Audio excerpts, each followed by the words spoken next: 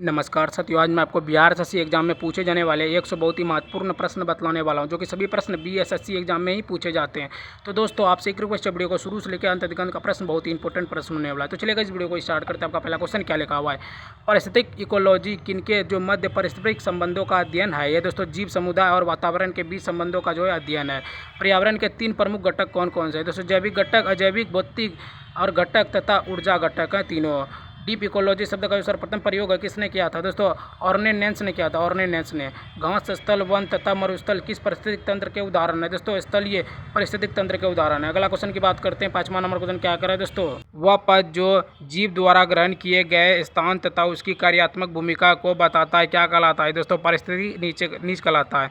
पारिस्थितिक नीच कहलाता है वह पद जो जीव द्वारा ग्रहण किए गए स्थान तथा उनकी कार्यात्मक भूमिका को पारिस्थितिक नीच कहता है। 10% नियम किससे संबंधित है? दोस्तों ऊर्जा का एक पोषी स्तर से दूसरे पोषी स्तर तक जो है स्थानांतरण को 10% कहते हैं। स्थायी विकास की अवधारणा किसने प्रस्तुत की है? दोस्तों बुंडलैंड आयोग ने 1987 में की। स्थायी विकास की अवधारणा किसने की? बुंडलैंड आयोग ने 1987 में की। परितंत्र में अपघटक किस प्रकार के जीव होते हैं? दोस्तों कवक और जीवाणु जीव होते हैं परितंत्र में अपघटक। अगला क्वेश्चन की बात करते हैं। 9वां नंबर क्वेश्चन क्या करा दोस्तों? स्थलीय पारिस्थितिक तंत्र में जीववार का जो पिरामिड है कैसा होता है? दोस्तों सीधा होता है स्थलीय पारिस्थितिक तंत्र में। जीव बार का पिरामिड जो है किस पारिस्थितिक तंत्र में उल्टा होता है? दोस्तों जलीय परिवर्तित परितंत्र में जो है उल्टा होता है जीव बार। पारिस्थितिक तंत्र में तत्वों के चक्रण को क्या कहते हैं? दोस्तों जैव भू रासायनिक चक्र कहते हैं पारिस्थितिक तंत्र में तत्वों को। समुद्री वातावरण में मुख्य प्राथमिक जो उत्पादक है कौन से है? दोस्तों फाइकोफ्लैक्टन। अगला क्वेश्चन की बात करते हैं। 13वां नंबर क्वेश्चन क्या करें दोस्तों? परितंत्र का जो है गति हृदय किसे कहा जाता है? दोस्तों ऊर्जा प्रवाह और खनिज चक्र को जो है परितंत्र का गति हृदय कहा जाता है। किसी क्षेत्र के सभी जीव तथा अजैव घटक मिलकर क्या बनाते हैं? दोस्तों परितंत्र बनाते हैं। सर्वाधिक स्थायी पारिस्थितिक तंत्र जो है कौन सा? दोस्तों महासागर है सर्वाधिक। नंदा देवी जैव मंडल आरक्षित क्षेत्र जो है किस राज्य में स्थित है? दोस्तों उत्तराखंड में नंदा देवी जैव आरक्षित क्षेत्र स्थित है। अगला क्वेश्चन की बात करते हैं। 17वां नंबर क्वेश्चन क्या करें दोस्तों? समुद्र, पेड़ पौधे और जीवों की रक्षा के लिए जो है जैव आरक्षित क्षेत्र कहाँ स्थापित होते हैं? दोस्तों अंडमान व निकोबार द्वीप समूह में जो है समुद्री पेड़ पौधे और जीवों की रक्षा के लिए आरक्षित क्षेत्र कहाँ स्थापित किया? अंडमान निकोबार द्वीप समूह में। भारत का पहला जैव मंडल जो है आरक्षित क्षेत्र कौन सा है? दोस्तों नीलगिरी बायोस्फीयर रिजर्व जो है भारत का पहला जैव मंडल आरक्षित क्षेत्र है। वाल्मीकि बाग जो है आरक्षित क्षेत्र किस राज्य में है? दोस्तों बिहार में वाल्मीकि बाग आरक्षित क्षेत्र बिहार। पारिस्थितिक तंत्र की ऊर्जा का प्रमुख स्रोत क्या है? दोस्तों सौर विकिरण है पारिस्थितिक तंत्र की ऊर्जा का प्रमुख स्रोत। अगला क्वेश्चन की बात करते हैं। 21वां नंबर क्वेश्चन क्या करें दोस्तों? 10% का जो नियम है किस वैज्ञानिक ने दिया था? तो रेमंड लिडेनमैन ने दिया था। रेमन और लिडेनमैन ने दिया था 10% का नियम।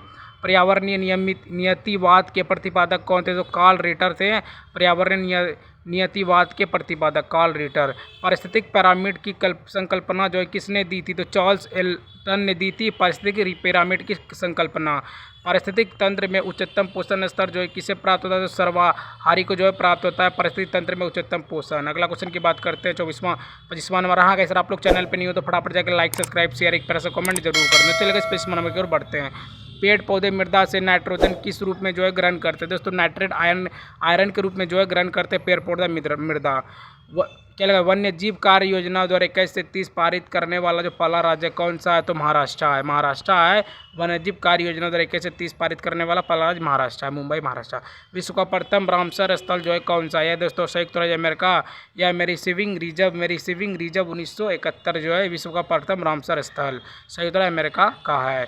मेरिसिव रिजर्व 1971। पारिस्थितिक तंत्र शब्द का जो सर्वप्रथम प्रयोग किसने किया था? तो आर्थर जॉर्ज टेस्ले ने किया था पारिस्थितिक तंत्र शब्द का सर्वप्रथम प्रयोग आर्थर जॉर्ज टेस्ले। अगला क्वेश्चन की बात करते हैं। 29वां नंबर क्वेश्चन क्या करें दोस्तों? पृथ्वी पर पेड़ पौधे तथा जीव जंतुओं सहित सभी प्रमुख परिस्थितियां तंत्र क्या कहलाती है? तो बायोम कहलाती है। पृथ्वी पर सबसे बड़ा बायोम कौन सा है दोस्तों? जलीय बायोम है पृथ्वी में सबसे बड़ा बायोम। सबसे कम जैव विविधता तथा जैव भार वाला बायोम जो है कौन सा है दोस्तों? टुंडा बायोम है। सबसे कम जैव विविधता तथा जैव भार वाला जो बायोम है टुंडा बायोम है। जैव मंडल के अंतर्गत किन घटकों को शामिल किया जाता है दोस्तों? जैविक एवं अजैविक घटकों को शामिल किया जाता है जैव मंडल के अंतर्गत। अगला क्वेश्चन की बात करते थे 30वां नंबर क्वेश्चन क्या करें दोस्तों? कौन सा तंत्र जो है किसी समुदाय के सभी जीवों में संबंध स्थापित करता है दोस्तों? खाद्य जाल में जो है तंत्र जो है समुदाय के सभी जीवों में संबंधित स्थापित करता है। फूड वेब मतलब खाद्य जाल। राष्ट्रीय कृषि वानिकी अनुसंधान केंद्र कहाँ स्थित है दोस्तों? झांसी उत्तर प्रदेश में जो है राष्ट्रीय कृषि वानिकी अनुसंधान केंद्र झांसी उत्तर प्रदेश में स्थित है। एबोनी और महोगनी वृक्ष जो है किस वन में संबंधित है दोस्तों? उष्णकटिबंधीय सदाबहार वन में जो है संबंधित है एबोनी और महोगनी वृक्ष। साल, सागौन और शीशम किस बायोम के वृक्ष हैं दोस्तों? मानसूनी वन बायोम के जो है वृक्ष हैं साल, सागौन। अगला क्वेश्चन की बात करते हैं 37वां नंबर क्वेश्चन क्या करा है दोस्तों?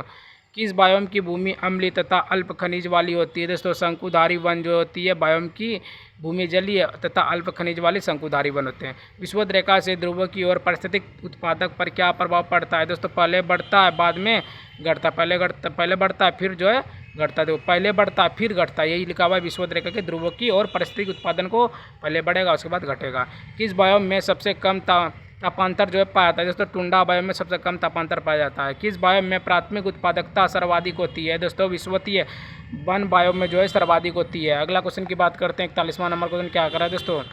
विश्व का सर्वाधिक विक्षुब्ध पारिस्थितिक तंत्र जो है कौन सा माना जाता है दोस्तों? मानसूनी बायोम पारिस्थितिक तंत्र जो है माना जाता है विश्व का सर्वाधिक। विश्व वन्य जीव कोष WWF का जो शुभ चिन्ह है कौन सा है दोस्तों? पांडा है। पांडा जो है विश्व वन्य जीव कोष का शुभ चिन्ह है पांडा। सागर जल के नीतल तलहटी में रहने वाले जीवों को क्या कहते हैं दोस्तों? बेंथस कहते हैं। बेंथस कहते हैं सागर जल के नीतल तलहटी में रहने वाले जीवों को बेंथस कहते हैं। बेंथस।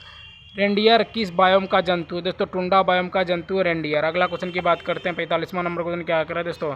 भारत में वन सर्वेक्षण विभाग कब से वन रिपोर्ट का प्रकाशन कर रहा है दोस्तों? वर्ष 1987 से प्रकाशन कर रहा है भारत के वन सर्वेक्षण विभाग। उष्णकटिबंधीय घास बायोम किस बायोम में पाई जाती है दोस्तों? लानोस तथा कैंपोस बायोम में पाई जाती है उष्णकटिबंधीय घास बायोम। कौन सी प्रजाति जो है बड़े निवास स्थान पर रहती है और सामान्यतः प्रवासी जो होती है दोस्तों? अब्रेला प्रजाति जो है रहती है और जो है सामान्यतः प्रभावित होती है।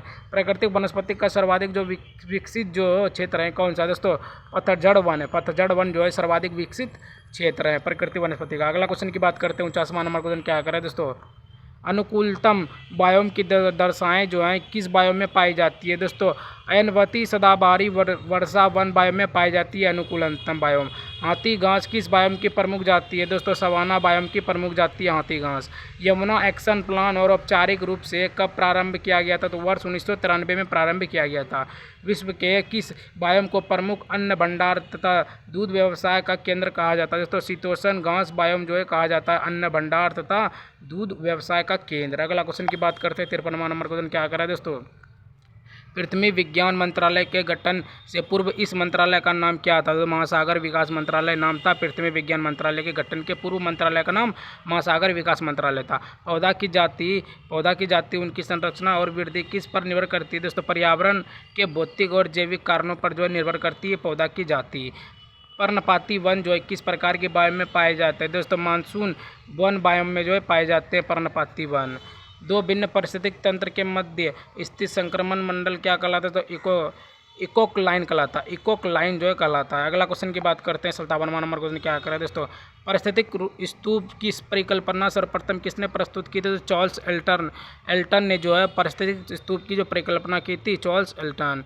टुंडा बायोम के भारत में किस क्षेत्र को पारिस्थितिक उष्ण स्थल कहा जाता है? तो हिमालय क्षेत्र को जो है कहा जाता है टुंडा बायोम। उष्णकटिबंधीय सदाबहार बायोम को जो है पृथ्वी के किस नाम से जाना जाता है दोस्तों? पृथ्वी के फेफड़े के नाम से जाना जाता है उष्णकटिबंधीय सदाबहार बायोम को।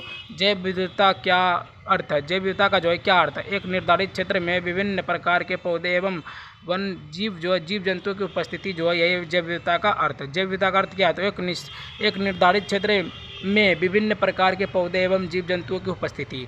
अगला क्वेश्चन की बात करते हैं 61वां नंबर क्वेश्चन क्या कर रहा है दोस्तों?